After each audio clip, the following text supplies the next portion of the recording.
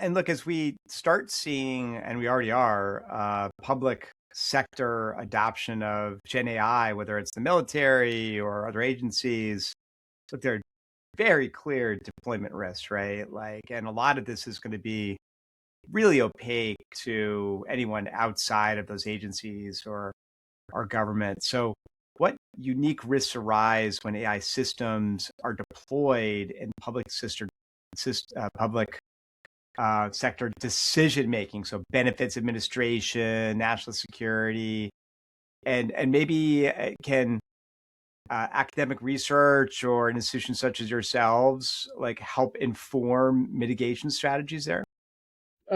On the second one, definitely yes. We certainly need a lot of input on this. Um, so, a few things. One, I'll agree with your premise, but I think it's worth stating that when a technology is used by the public sector, there is a heightened responsibility for transparency and for pre deployment testing. So, this is one where we go from the general to the specific.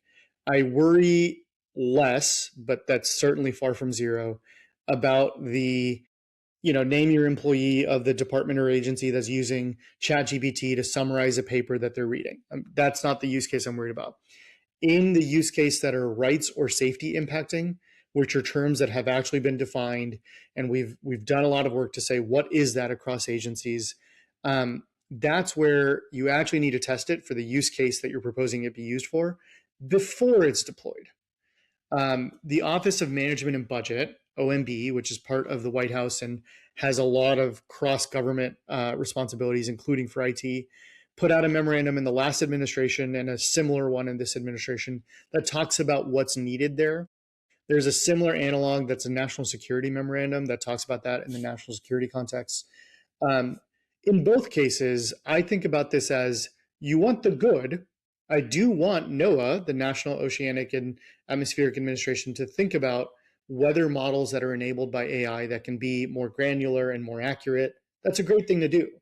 But that's really, really different than the person who is at NOAA who uses ChatGPT for a one-off task. Those are unrelated worlds almost, even though they're linked by something called AI, right? So that's where my mind goes to.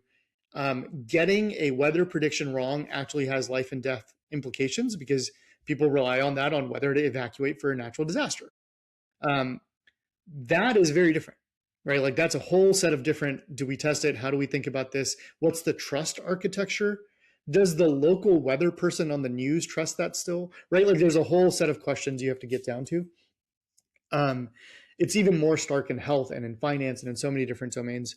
But that's where the testing has to be done. And I think we actually have reasonable frameworks through OMB to think about these questions.